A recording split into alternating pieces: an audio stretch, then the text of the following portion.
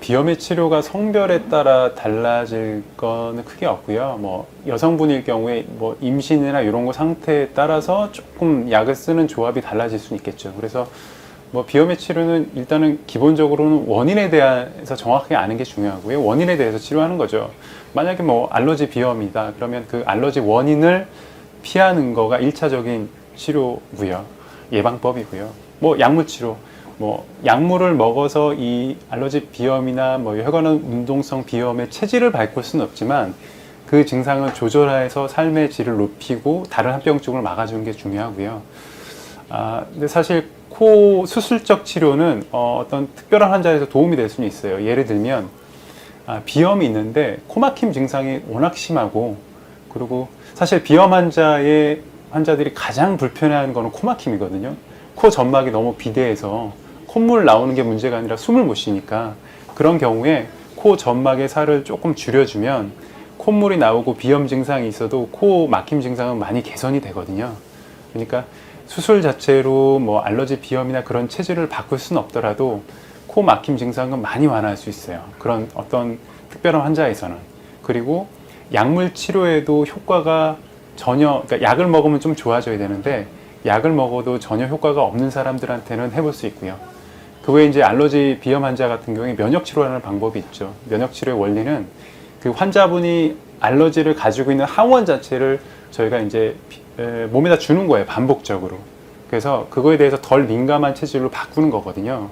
그 주입하는 방법은 피하로 주사로 는 방법도 있고, 뭐 설화로 투여한 액체도 있고, 뭐 이렇게 알약으로 먹는 방법도 있어요. 근데 이제 이런 거는 보통 장기적으로 뭐 한 4, 5년 정도 꾸준하게 하는 걸 저희가 권하고 있죠. 일단은 그 비염 수술, 사실 제가 환자분들한테 수술을 얘기할 때 이 수술이 비염 수술입니다 라고 얘기하지는 않아요. 그 수술 자체를 설명을 하죠. 환자분이 구조적인 문제가 있거나 그러면 그 구조적인 수술을 설명을 합니다. 뭐 코가 휘어 있거나 그러면 비중격을 교정해 하는 게 코막힘의 개선이 된다. 그리고 코 점막이 너무 비대해서 반복적으로 코막힘이 심하다고 그러면 코 점막을 축소하는 수술을 하고, 뭐 축농증이 있어서 약으로 해결되지 않으면 그 부비동염에 대한 내시경 수술을 하는 거죠. 이렇듯 이제 어떤 비염이 있으면 어떤 수술을 한다, 어떻게 주의한다기보다는 환자마다 필요한 수술이 다를 수 있거든요. 그리고 수술이 필요하지 않을 수도 있고 수술이 많이 도움이 될 수도 있고, 그런 경우에는 사실은 그 정확한 진단을 통해서 의료진과 상의하시는 게 중요합니다. 재발을 막기 위해서 제일 중요한 거는 필요한 사람한테 수술을 하는 게 중요하죠, 사실은. 네. 예를 들어서 알러지 비염 체질이 있는데 코 점막을 축소시키고 그 코 점막을 짓는다고 해서 그 알러지 체질이 바뀌지는 않거든요. 그걸 뭐 어떻게 신경 쓴다고 달라지는 문제가 아니거든요. 그러니까 비염 수술이 필요한 사람한테 하면 됩니다. 그러면 좀 과도하게 수술을 해서 그런 경우가 의외로 많은 거네요. 그렇게 보기는 좀 어려운 것 같은데요. 예를 들어서 아까도 설명드렸지만 비염 환자가 있어요. 내가 알러지 비염 체질이 있어요. 그런데 뭐 약은 달고 살아요. 그런데 코 점막이 너무 비대해서 코가 너무 막혀요. 그러면 그 코 점막을 축소하는 수술을 하면 코 막힘은 굉장히 개선이 되거든요. 콧물이 나와도. 그러면 약 같은 거를 굉장히 줄일 수 있는 방법도 있죠.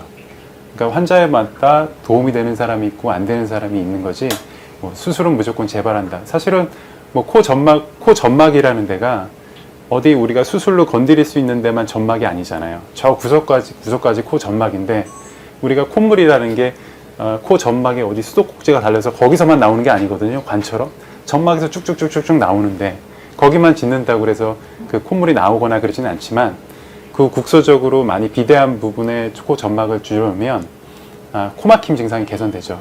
그런데 이게 그렇다고 수술하면 무조건 콧물이 안 나오냐, 나오냐, 재발하냐, 이게 좀 애매한 게요.